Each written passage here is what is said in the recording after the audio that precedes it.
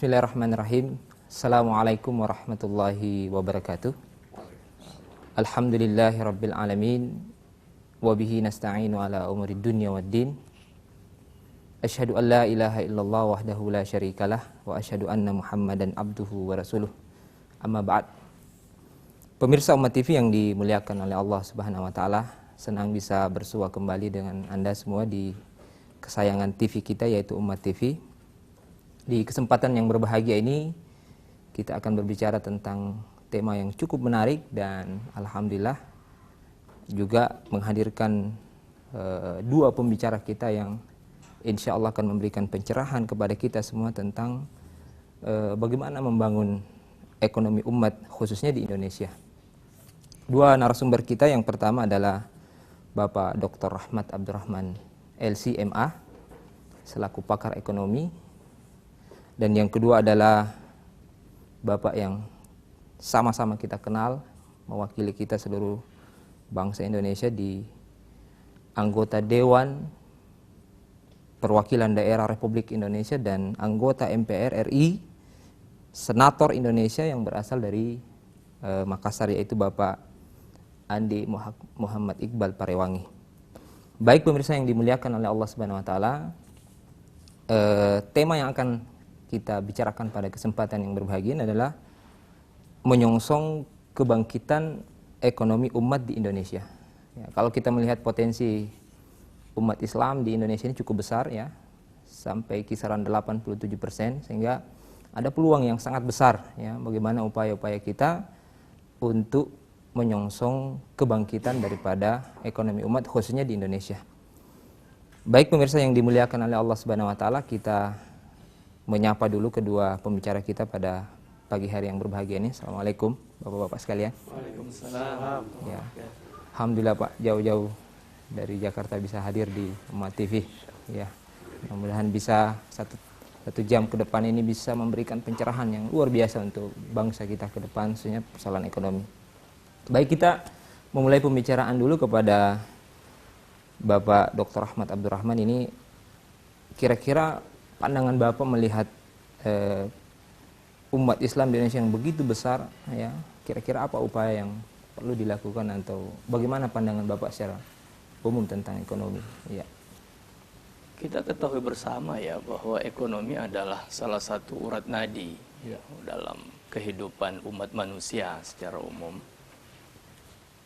Kita di Indonesia yang memiliki prosentase umat Islam dan populasi yang begitu banyak hingga sampai mencapai 87 ya persen, itu satu potensi yang sangat besar. Kita memiliki prinsip dan dasar ekonomi sejak zaman dulu itu juga sangat bagus ya, sehingga potensi ini ketika kita kelola dengan baik itu akan memberikan hasil yang sangat luar biasa. Krisis yang kita hadapi hakikatnya bukan krisis yang menimpa seluruh bangsa kita, tetapi krisis yang hanya menimpa sebagian dari orang-orang yang menjadi pelaku ekonomi ya di tengah bangsa kita. Faktanya masyarakat bawah mereka tetap berjalan dengan ekonomi yang mereka kelola dengan sangat sederhana ya. Dan itu yang mudah-mudahan akan menjadi fondasi yang bagus ya untuk bangsa kita ke depan. Sistem ekonomi yang paling cocok dan paling sesuai untuk bangsa kita ya ke depan. Ini hal yang patut untuk kita beri perhatian yang besar ya. Apalagi di tengah kondisi tanda petik adanya krisis ya seperti sekarang ini. Allahu a'lam. Baik. Ya. Jadi persoalan krisis ini hanya menurut pandangan Bapak tidak dirasakan oleh seluruh umat pelaku ekonomi yang bergerak di bidang barang dan jasa mungkin mereka merasakan. Tapi kenyataannya masyarakat kita yang level bawah dengan ekonomi yang sangat sederhana, sistem yang mereka pakai tetap berjalan dengan baik. Daya beli mereka walaupun mengalami pengurangan, tetapi memang kehidupan mereka sangat sederhana gitu kan. Nah, ini yang bagi kita adalah potensi yang sebenarnya harus untuk dieksplorasi lebih jauh. Sistem apa yang ada di tengah masyarakat lapisan menengah ke bawah ini yang seharusnya bisa diangkat untuk menjadi pondasi ekonomi yang kuat ya untuk menghadapi krisis di kalangan atas kita ya, pelaku usaha itu. Berarti harus ada satu regulasi mungkin yang kita harapkan bisa sistem. Kita berharap memang ada sistem yang kita kembalikan kepada jati diri bangsa kita sendiri. Baik. Ya, ini persoalan sistem tentu sangat besar buat oleh pemerintah. Nah, kita minta mungkin pandangan dari Bapak Pak Andi Iqbal Pariwangi selaku Senator Indonesia. Ini kira-kira pemikiran-pemikiran apa Pak yang perlu diwacanakan ini sehingga ada satu sistem yang betul-betul bisa keluar dari pemerintah tentunya karena perwakilan kita di Indonesia Mbak Kani. Assalamualaikum warahmatullahi wabarakatuh.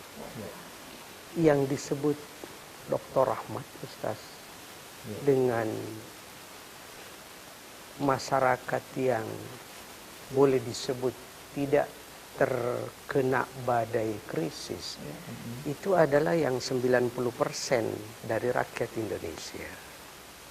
90% yang, kan gini, ada hukum 90/10 di Indonesia ini, bahwa 10% rakyat Indonesia yang menjadi menengah ke atas, itu yang menguasai 90% aset ekonomi nasional. Sementara 90% rakyat Indonesia yang tidak masuk kategori atas menengah itu hanya memperebutkan berkelahi, sikut-sikutan untuk porsi hanya 10% aset ekonomi. Nah, yang disebut sama Dr. Rahmat itu adalah yang 90% ini relatif aman-aman. Yang sebenarnya kena badai krisis adalah yang 10% yang memang sudah kaya raya. Yang 90% yang hidupnya di pedesaan, saudara kita petani, saudara kita nelayan, dia tidak kena badai krisis meskipun mungkin kena badai laut gitu. Jadi itu berbeda. Nah, sekarang pertanyaannya, lalu yang 90% populasi Indonesia yang masuk dalam kategori ekonomi bawah itu siapa? Ini Pak Rahmat butuh kejelian memandang siapa yang masuk kategori 90%, tapi tidak cukup hanya kejelian, butuh keberanian untuk menyatakannya. Kenapa? Karena dari 90% masuk kategori ekonomi bawah, itu hampir semuanya berasal dari yang 87% Muslim di Indonesia. Berarti kurang lebih cuma 3% Pak yang bukan, ya? Ya, karena proporsi persentasenya jadi begitu. Kita tidak memungkiri bahwa ada 1-2 orang Muslim di Indonesia masuk dalam kategori kaya. Itu tidak, itu secara statistik, tapi secara umum yang kita bicarakan dengan masyarakat yang di satu sisi tidak terimbas kuat dengan krisis, tapi di sisi lain sebenarnya kenapa mereka tidak terimbas karena mohon maaf, dalam kondisi ekonomi yang masih tidak kuat, tepatnya lemah, tepatnya miskin, itu adalah disitulah umat kita. Nah, mari kita coba eksplorasi. Kalau begitu 87% ini sebenarnya kalau mau melihat kebangkitan Indonesia, maka kapan yang 87% ini yang umat Islam ini bangkit ekonominya, maka ekonomi Indonesia akan bangkit. Kapan ekonomi umat Islam Indonesia yang 87% ini sehat, maka sehat ekonomi Indonesia. Kalau Pak Rahmat, kalau sekarang orang mengatakan Indonesia hebat, pikiran saya sederhana. Hebatkan ekonomi umat Islam Indonesia, otomatis ekonomi Indonesia akan hebat. Sekarang ini logika terbalik yang terjadi. Ekonomi Indonesia mau dihebatkan, pertanyaannya, lalu yang ikut hebat siapa? Belum tentu kan yang 87%. Jadi ini bukan persoalan sektarian antar agama, bukan. Ini kita mau melihat bangsa Indonesia secara ekonomi akan kuat. Dan dalam pandangan saya dan dalam pandangan setiap orang yang paham statistik, ya kalau mau menyehatkan, kalau mau membangkitkan istilah ekonomi Indonesia, bangkitkan ekonomi umat Islam Indonesia, otomatis akan bangkit. Iya, 87% Pak, saya kira peluang yang sangat besar. 87% itu sama dengan per 2014 itu 210 juta. 210 juta orang di Indonesia. Kalau itu yang terangkat ekonominya, ekonomi bangsa ini akan sangat dahsyat. Kita bicara fakta ya Pak Iqbal ya. 97 kita kena krisis gitu ya. Moneter, Pak. Krisis moneter yang memang betul-betul langsung kepada masyarakat. Harga atau nilai tukar dolar ke rupiah itu kan sangat tinggi ya, melambung. Itu sampai 17.000 per 1 US dollar. Memang betul-betul menghantam masyarakat kita. Ekonomi krisis, memang betul-betul krisis ekonomi. Tetapi yang unik adalah tahun 97 terjadi krisis, 98 perbankan syariah stabil. Perbankan syariah. Dalam 1 tahun. Iya. Dalam 1 tahun sudah bisa stabil. Gitu. Rate-nya luar biasa itu. Jadi membuktikan bahwa pondasi syariah itu kuat di tengah masyarakat ya. Karena segmen mereka memang adalah menengah ke bawah syariah. 98 malah sebagian perbankan syariah mereka plus. Pada saat berbagai bank konvensional malah kolaps dan malah tutup. Ya, terjadi rush pada waktu itu. 2008 terjadi krisis. Sampai sekarang masih ada krisis. Tapi krisis sekarang ini kan beda dengan 98. Betul. Krisis kita 98 betul-betul krisis ekonomi. Yang memang menyentuh seluruh sendi masyarakat. Apalagi kita terjadi waktu itu reformasi atau reformasi 98. Krisis yang terjadi belakangan ini bukan krisis ekonomi, tapi krisis keuangan. Krisis keuangan. Finance krisis. Jadi krisis keuangan. Krisis keuangan ini tidak menyentuh semua level masyarakat. Jadi menyentuhnya itu hanya pada level orang-orang yang memang bergerak di bidang usaha, dan itu yang lebih banyak adalah usaha menengah ke atas seperti yang kita singgung tadi itu ya, bahwa masyarakat level bawah walaupun memang ada penurunan karena pasti ada imbas, tetapi imbas itu kan lebih banyak kepada nanti betul PHK terjadi. Betul bahwa beberapa perusahaan yang bergerak di bidang manufaktur yang berorientasi ekspor itu mengalami masalah. Tetapi daya beli masyarakat tetap terjaga. Iya kan? Daya beli masyarakat tetap terjaga. Bahkan Pak Rahmat kan yang menarik. Justru tahun 98 ketika krisis ekonomi itu Pindrang, rakyat Pindrang itu justru berjaya. Dengan Kospin Pak ya. Kospin pada sisi negatif yang saya sebutkan adalah bahwa Pindrang menjadi salah satu daerah yang antri pembelian mobil. Betul. Gitu. Iya, jadi orang sedang krisis yang disebut Pak Rahmat dengan bahwa basis masyarakat di sana lah masyarakat nelayan ini justru mereka itu antri sampai cerita lucunya ada yang membeli kulkas tetapi tidak punya listrik karena banyak uangnya gitu. Akhirnya kulkas itu menjadi lemari pakaian. Lemari pakaian. Itu bukan hanya di Pindrang. Masyarakat petani kakao kita yang ada di Luwu Utara, Luwu Timur pada saat itu senang krisis. Coba. Senang krisis. Senang krisis. Ketika yang 10% tadi itu Pak Rahmat, 10% elit ekonomi, katakanlah begitu ya, yang berjaya ini, itu pada berteriak, pada menjerit, gulung tikar. Jadi teman-teman kita di Luwu Utara yang petani, Luwu Timur, teman-teman kita yang di Pindrang, teman-teman kita yang di Sinjai, petani, itu justru menikmati itu krisis. Karena tiba-tiba mereka mendapatkan surplus ekonomi. Betul. Jadi ini satu fakta lain yang disebut dengan kekuatan berbasis masyarakat oleh Pak Rahmat. Itu yang kita ingin jadikan potensi itu yang ingin kita up ke atas ya. Jadi jangan sebatas tertahan di level bawah saja. Menengah ke bawah saja. Nah, tadi sudah kita singgung bahwa populasi yang ada di level bawah itu adalah umat Islam. Pasti itu. Mayoritas kita berada di level situ gitu ya. Nah, ini mereka punya sistem ekonomi yang berimbas kepada kehidupan sosial mereka juga tetap jalan, berjalan. Nah, Kenapa? Karena begini, jati diri masyarakat kita dengan ideologi yang mereka miliki itu adalah jati diri bangsa kita sendiri. Jati diri itu apa? Kita punya sistem gotong royong. Gotong royong satu. Pedesaan kita penuh dengan sistem gotong royong. Orang yang krisis, tetangga yang membantu. Iya. Kan begitu. Prinsip dan nilai-nilai seperti ini yang kita ingin angkat ke atas. Dan itu nilai Islam.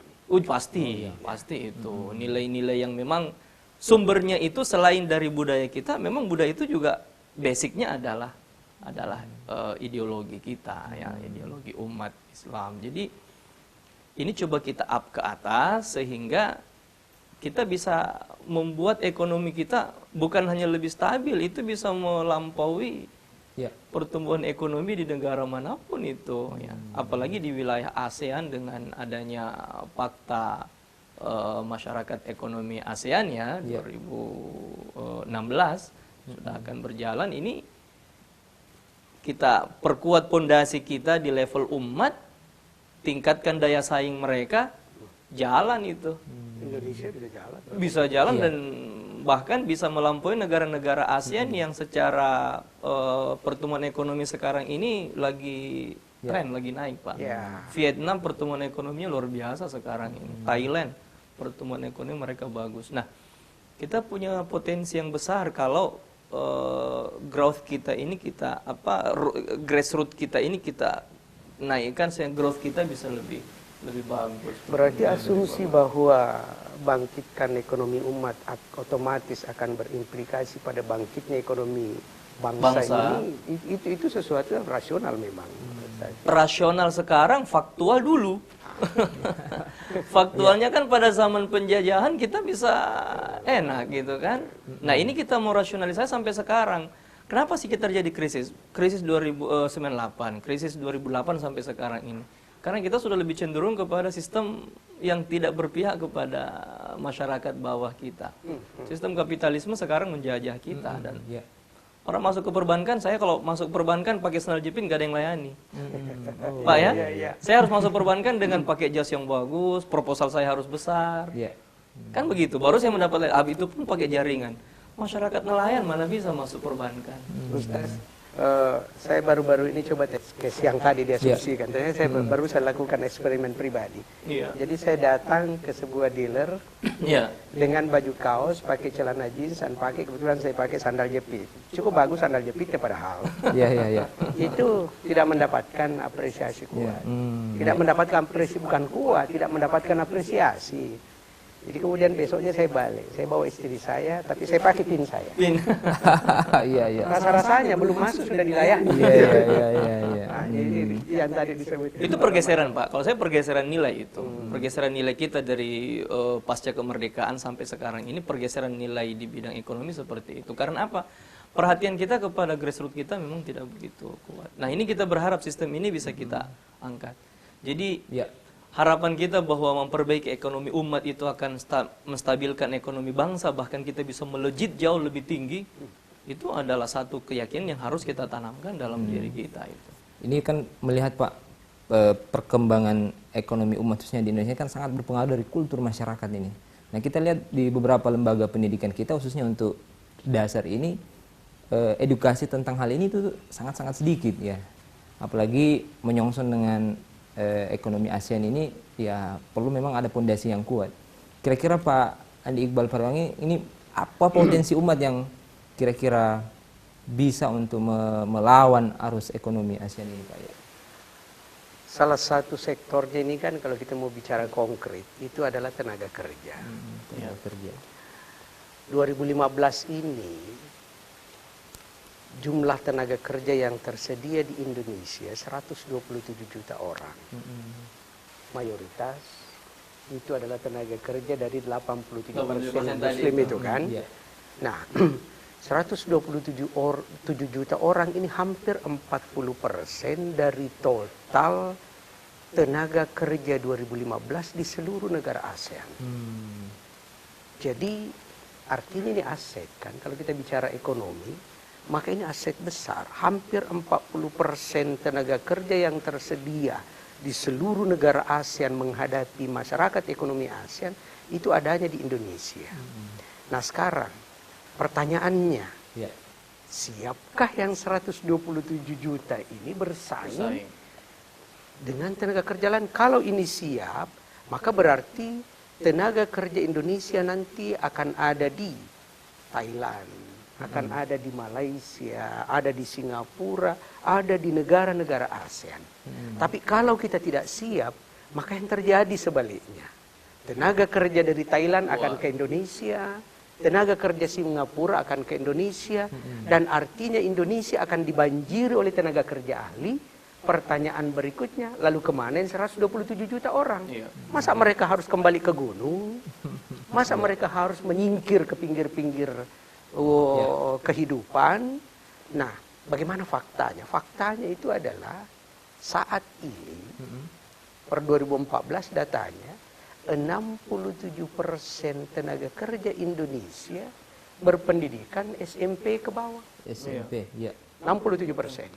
Nah, bagaimana peluang para tenaga kerja yang berpendidikan SMP ke bawah itu di dunia ASEAN? Ya. Ternyata di ASEAN ini 79 pengangguran itu berpendidikan SMP ke bawah. Sama berarti dengan tenaga kerja kita. Jadi pertanyaannya 79% pengangguran di ASEAN itu berpendidikan SMP ke bawah. Kita langsung bisa dapat perimbangannya. Kalau begitu 67% tenaga kerja kita yang berpendidikan SMP ke bawah tidak laku dong di ASEAN.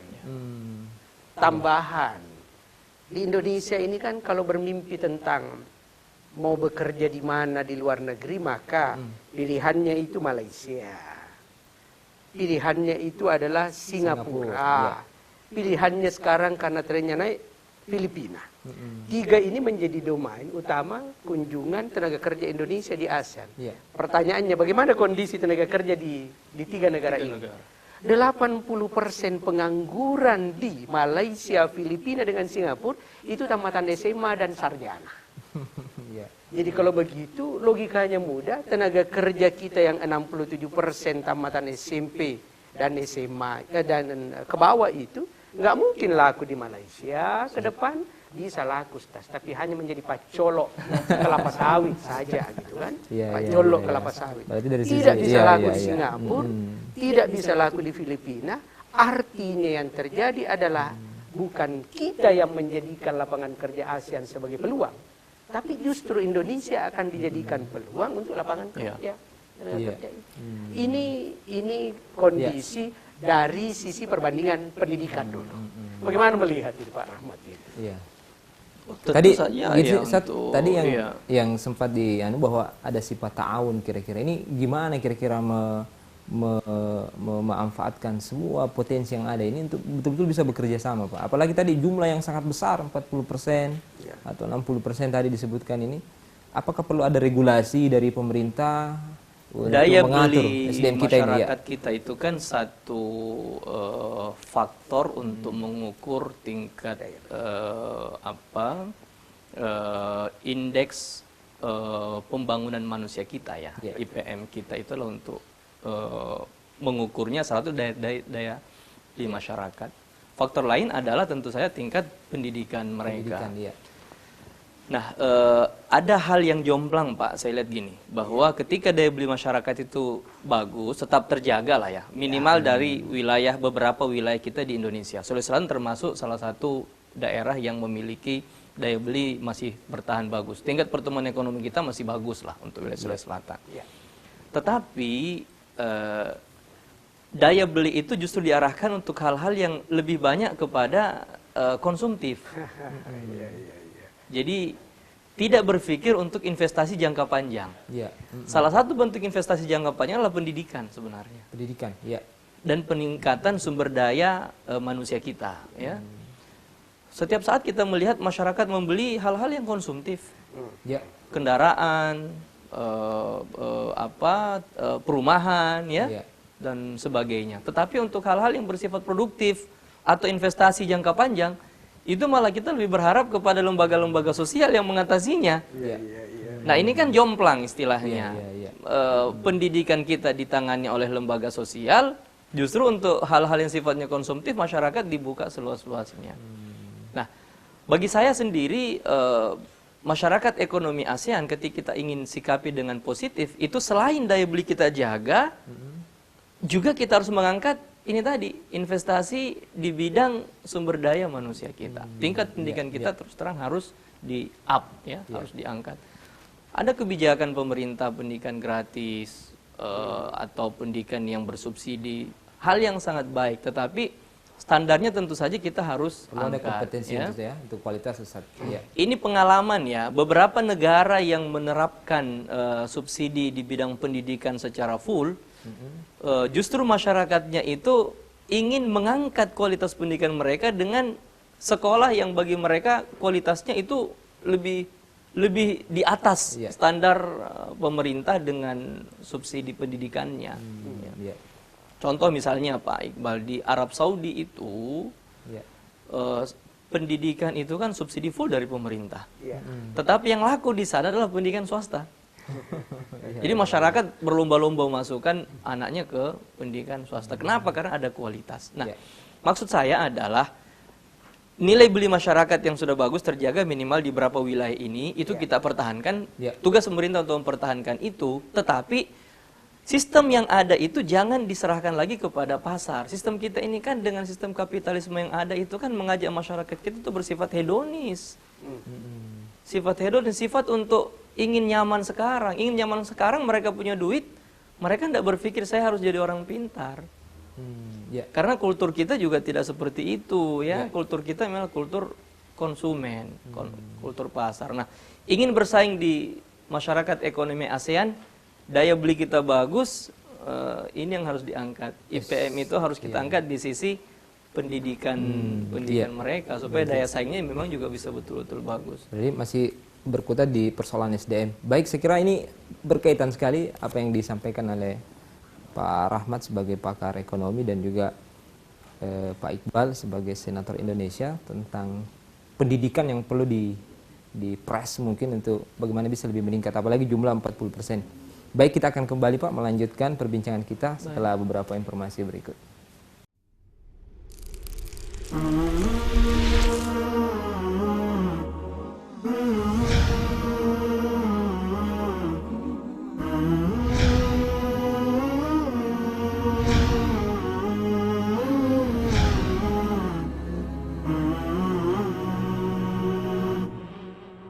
Ya, masih bersama kami di TV Umat dalam program Senator dan Umat, dan tadi kita sudah berbincang pemirsa yang dimuliakan oleh Allah Subhanahu wa taala dengan dua narasumber kita. Poin yang bisa kita ambil untuk sesi yang kedua ini dari pembicaraan kita di sesi yang pertama, bahwa ternyata potensi umat ini sangat besar, Pak. Iya, sangat besar. Sampai bilangan tadi 40% dengan total nilai 127 juta, ya. Jadi apalagi tadi sempat disinggung oleh Bapak Dr. Rahmat tentang selaku pakar ekonomi, bahwa sistem pendidikan yang perlu untuk dipermantap ini. Nah, kira-kira bagaimana Pak mengelola ini 127 juta umat yang begitu besar potensinya? Langkah-langkah apa yang perlu kita lakukan, Pak? Ya. Saya. Ya. Pertama adalah menyadari dengan bijak, dengan realistis, tanpa pretensi menuduh macam-macam, menyadari bahwa kalau begitu dasar paling potensial ekonomi Indonesia, dasar paling penting dari harapan kebangkitan ekonomi Indonesia adalah bangkitkan ekonomi umat. Angka 87% itu bukan hanya sebuah kemewahan statistik demografi, bukan. Itu bukan hanya persoalan jumlah penduduk. Itu adalah aset strategis bagi sebuah bangsa bernama Indonesia. Nah, jadi kalau kemudian saya mau mengatakan begini, Ustaz Rahmat, Indonesia ini adalah kado terindah umat Islam kepada bangsa dan negeri ini. Itu pemahaman saya. Bukan bahwa karena kita yang punya kado terindah bernama Indonesia, lantas semena-mena mau hanya hak eksklusifnya. Bukan itu, bukan hanya itu. Itu urutan kedua lah. Yang saya mau garis bawahi, Karena umat Islam sudah memberikan kado terindah bernama Indonesia, maka umat Islam harus bertanggung jawab terhadap kado terindahnya. Ya. Cara kita untuk bertanggung jawab kalau dari segi ekonomi adalah melihat kebangkitan ekonomi Indonesia. Jangan kita terpuruk begini terus. Tetapi bagaimana caranya agar ekonomi Indonesia bangkit? Bangkitkan yang punya kado itu, gitu. Ya. Bangkitkan yang 87%. Mainstreamnya ada di situ. Ya. Baik. Ya, Ustaz. saya memandang dari sisi lain ya bahwa umat kita yang begitu banyak, umat Islam yang sampai 87%, 210 juta penduduk ya atau bangsa Indonesia, tentu dari segi jumlah itu sangat besar ya, besar. Kesadaran umat kita untuk kembali kepada jati diri bangsa bahwa mereka adalah orang Indonesia, Islam yang dituntut untuk nilai-nilai agama itu jangan hanya di masjid jangan hanya di Al-Quran, tetapi agama itu juga harus ada di pasar gitu loh. Agama itu harus ada di tempat yang mereka berinteraksi ekonomi sesama mereka. Jati diri bangsa kita secara ekonomi tadi kita sudah sampaikan salahnya dengan sistem gotong royong dan kebersamaan. Saya ingat dulu Pak Iqbal, kita ketika contoh lah misalnya ketika kita mau lebaran, zakat fitrah dulu itu kan tidak seperti sekarang. Dulu kita zakat fitrah itu ngumpulnya kayak bagaimana? Ada sekelompok masyarakat yang keliling rumah penduduk, kumpul zakatnya. Sangat sederhana Ustaz, ya? Sangat sederhana, pengelolaan yang sangat sederhana gitu kan. Tapi itu syahdu. Itulah itu yang kita, ini nilai yang sebenarnya patut untuk kita kembali hidupkan itu. Jadi kita tidak perlu butuh untuk zakat fitrah butuh amil. Kita tidak perlu, mereka yang jalan keliling. Habis itu mereka bawakan kepada orang-orang yang berhak, gitu kan? Guru-guru kita di kampung sudah dapat bagian, ya. Ustadz-ustadz kita sudah dapat bagian. Ini yang saya katakan jati diri bangsa kita. Dan itu ternyata bukan hanya di kita di Indonesia. Itu ada di wilayah ASEAN. Saya kemarin ada acara di Malaysia di Kuala Lumpur, itu dari jawatan menteri pun mengatakan begitu. Dulu kita menghidupkan di masyarakat Islam itu seperti itu. Sehingga kesimpulannya adalah bahwa ini nilai Islam. Ini nilai Islam. Ini yang tertanam di kawasan kita sekarang ini, di wilayah kita, di negara kita lebih khusus seperti itu. Nah, nilai-nilai yang mulia seperti ini harus tersebar lebih luas lagi kepada masyarakat kita. Yang notabene adalah kita, umat kita, ya, umat Islam. Ini negara kita, ini wilayah kita. Kita yang harus memperlihatkan bahwa kita tuan rumah di sini. Begitu ya. Walaupun Ustaz Rahmat, saya potong. Ada istilah tuan rumah ini menarik. Umat Islam adalah tuan rumah di Indonesia. Saya mau bilang begini Ustaz. Tapi secara ekonomi kita in the cost di Indonesia. Iya, kalau kita kos dan kosnya mahal itu malah jadi menggerogoti kita ya, Pak Iqbal. Kita tuan rumah seharusnya begini. Tuan rumah itu kan apa? Tuan rumah itu punya sistem sendiri, melayani orang lain dengan sistemnya itu dan memperlihatkan kepada orang bahwa ini loh kita ini. Ini loh Islam itu di Indonesia kayak begini Islam itu. Atau ini loh Indonesia. Indonesia itu apa? Indonesia itu adalah negara yang dibangun dasar ini tadi, gotong royong, kebersamaan yang kita dapatkan dari nilai-nilai agama kita. Jadi umat kita juga jangan hanya sekedar menunggu, nanti diarahkan kemudian baru jangan. Kita juga yang harus bersama-sama dari bawah. Ekonomi kita ini kan dari bawah sebenarnya. Ekonomi kerakyatan yang disampaikan oleh Bung Karno dulu, ekonomi gotong royong disampaikan oleh para pendiri bangsa kita. Itu kan sumbernya dari bawah. Dari bawah. Nah, ini yang kita ingin hidupkan, dari grassroots kita bekerja, berjalan, memantapkan pondasi ekonomi kita. Ketika terjadi sinergitas dengan pemegang kebijakan, ini akan lebih kuat. Akan lebih kuat. Jadi jangan saling menunggu. Apa yang bisa kita kerjakan dari potensi ekonomi umat kita, ayo kita jalankan. Kita jalankan. Prinsip-prinsip dan nilai-nilai yang baik tadi itu yang sudah ada sedikit di tengah bangsa kita. Nah, sekarang ini kita khawatirkan adalah ada upaya untuk mengikis itu. Mengikis itu. Nah, kita tidak mau nilai itu terkikis. Kalau nilai itu terkikis, umat Islam itu terus termarginalkan di Indonesia, Indonesia akan masalah. Indonesia ini adalah Islam gitu loh. Jadi kalau tadi katakan kado, Islam inilah Indonesia itu sebenarnya. Itu dengan jumlah yang sangat besar. Terlepas dari fakta bahwa dulu kita yang ikut berjuang secara mayoritas untuk kemerdekaan kita, faktanya sekarang kita mayoritas di sini. Kalau kita terus termarginalkan dan kita tidak sadar akan apa yang sebenarnya ada pada kita akan terus, ekonomi kita akan terus seperti ini. Kita hanya menjadi imbas dari krisis saja, tidak berupaya menjadi pembuat arus. Ya.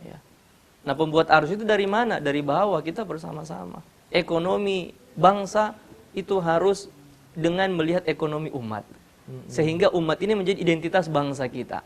Kan sejak dulu seperti itu. Umat itu adalah identitas bangsa. Nah, kalau kita bicara konsep Islam, malah itu lebih tegas lagi itu. Ini cukup menarik saat ini tentang bahasan kita ini tentang potensi umat yang luar biasa. Jadi harus ada nilai edukasi tentunya untuk masyarakat kita tentang ekonomi umat ini. Yang kedua, mainstream yang perlu dirubah mungkin Pak ya. Selain memang edukasi kepada masyarakat, juga perlu regulasi. Regulasi yang mendorong bagaimana ekonomi bangsa ini, kebijakan ekonomi Indonesia adalah kebijakan yang pro pada mayoritas masyarakat Indonesia. Kita nggak usah bilang dulu siapa itu. Betul. Jangan kebijakan, jangan regulasi ekonomi di Indonesia pro-nya hanya pada yang 10%. Karena kalau yang terjadi itu adalah akan terjadi semakin jauh tingkat kesenjangan. Dan sebuah Indonesia masa depan yang senjang itu adalah Indonesia yang berbahaya.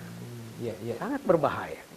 Kalau kemudian jarak antara yang 10% ini, jarak kesejahteraan, jarak kehidupan ekonomi, jarak fasilitasnya, yang 10% level menengah ke atas ini, semakin jauh dengan yang 90% yang kamase-mase itu, yang kasihan itu, ini yang berbahaya bukan siapa-siapa, yang berbahaya Indonesia. Yang berbahaya Indonesia. Jadi selain memang kemudian edukasi, ada proses penyadaran, juga memang harus terdorong dengan regulasi. Nah, regulasi inilah, ini Pak Rahmat, kaitan dengan hal ini, regulasi ini sangat kuat kalau kita menggunakan prinsip regulasi berbasis aspirasi. Jadi orang-orang seperti Dr. Rahmat, orang-orang yang memahami kondisi ini perlu lebih banyak mendorong munculnya, terbahasakannya aspirasi terkait dengan kehidupan dan kemaslahatan kebanyakan masyarakat Indonesia, untuk kemudian itu menjadi regulasi. Karena ada bahayanya kalau regulasi berbasis imajinasi. Kapan komponen yang meregulasi, melegislasi ini kan diantaranya adalah parlemen. Kapan parlemen ini kemudian hanya diisi oleh orang-orang yang regulasinya disusun berdasar imajinasinya sendiri, maka yang terjadi adalah Indonesia yang semakin disebut, saya pinjam istilahnya Pak Rahmat, semakin jomplang. Dan Indonesia semakin berbahaya. Kalau kemudian masyarakat ini kan gini, bahasa guyonnya, masyarakat ini mama minta pulsa. itu bahasa guyonnya kan, mama minta pulsa. Kemudian anak minta cucu. Itu adalah realitas masyarakat. Pulsanya itu Rp20.000, Rp50.000. Cucunya itu kurang lebih Rp8.000 per hari. Jadi nggak banyak. Tapi kemudian kalau tiba-tiba jomplang dengan istilah mamanya minta pulsa, anaknya minta cucu, papa minta saham, wah ini kan jomplang sekali modelnya gitu. Ini model-model seperti itu. Jadi, regulasi penting berbasis aspirasi. Dengarkan suara Wahda Islamiyah, dengarkan suara Muhammadiyah, dengarkan suara Nahdlatul Ulama, dengarkan suara DDI, dengarkan suara dari 87% umat Islam, masyarakat Indonesia yang beragama Islam ini, maka itu akan menjadi aspirasi yang terregulasikan, pasti bukan regulasi berbasis imajinasi. Nah, ini memang pertarungan untuk diregulasi juga umat Islam harus punya peran.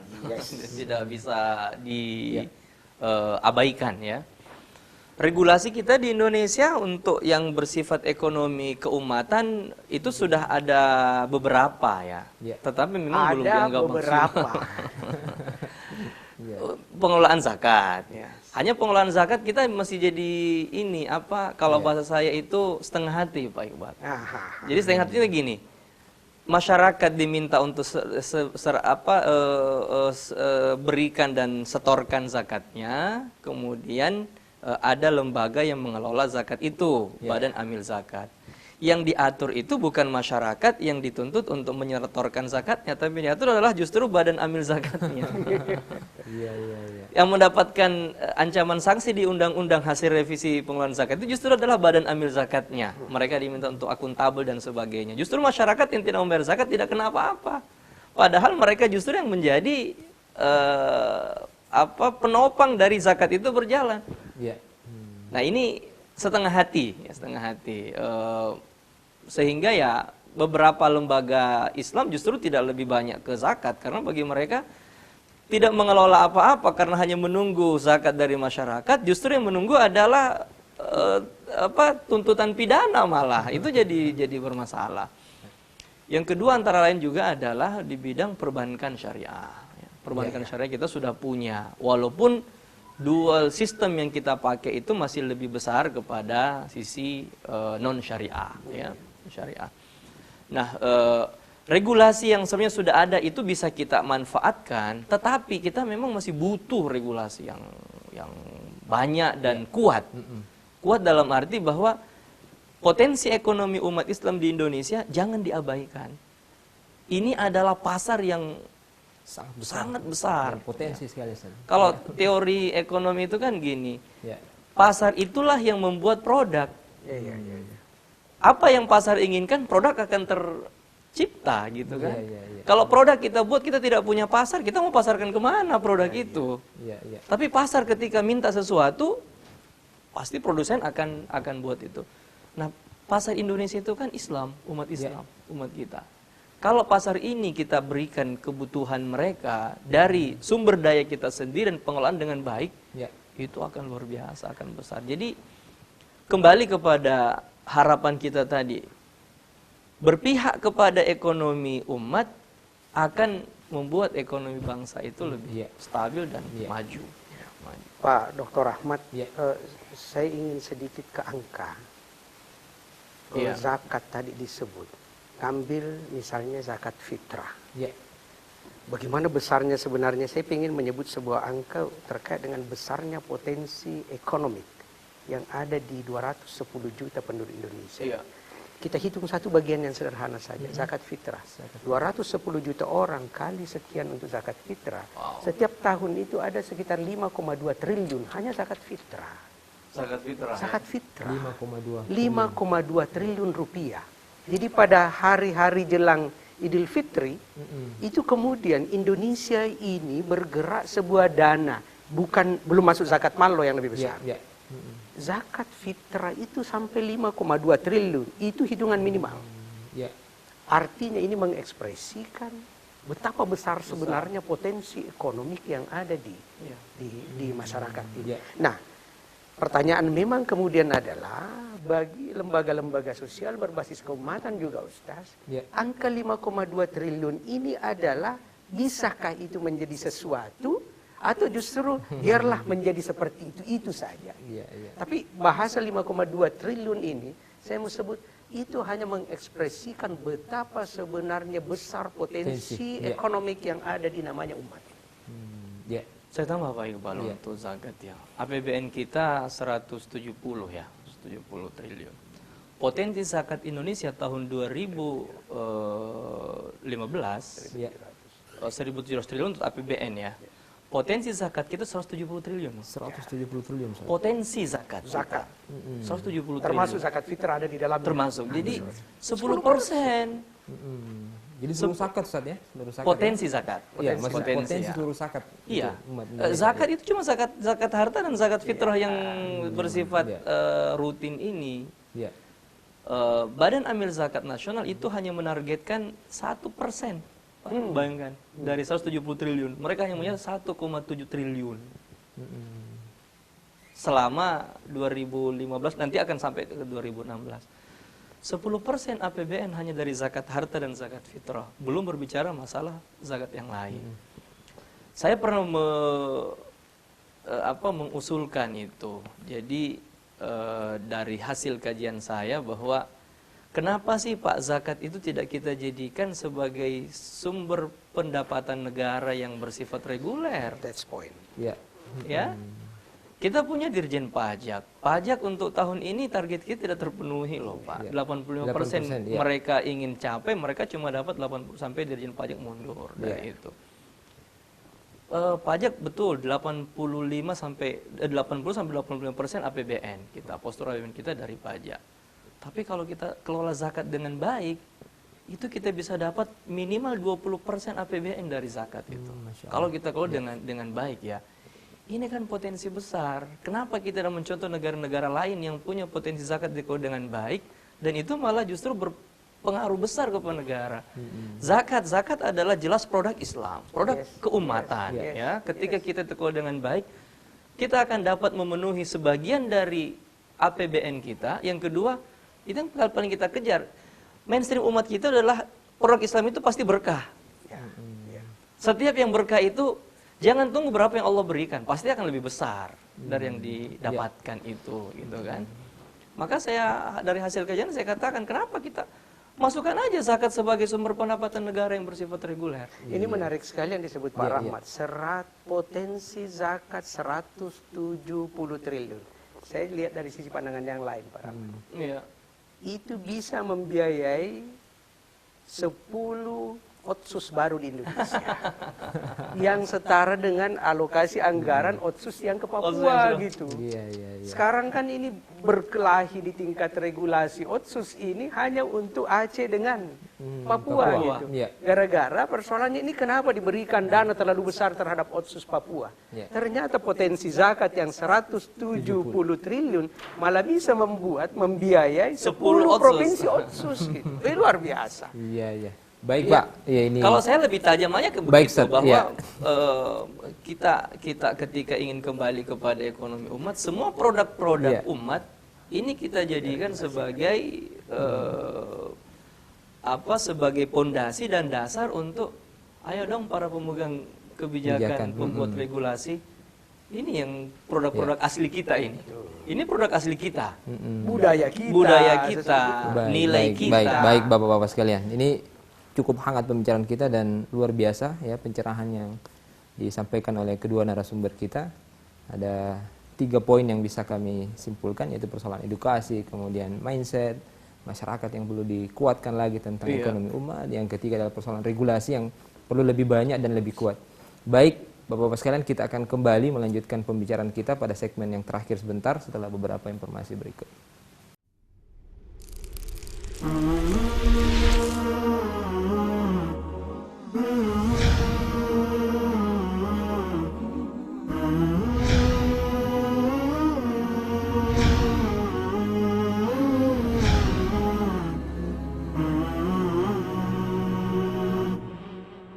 Ya, masih bersama kami dalam program Senator dan Umat, pemirsa yang dimuliakan oleh Allah Subhanahu wa taala. Terima kasih masih setia bersama kami.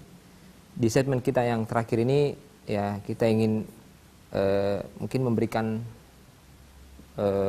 meminta pandangan kepada dua pembicara kita ini.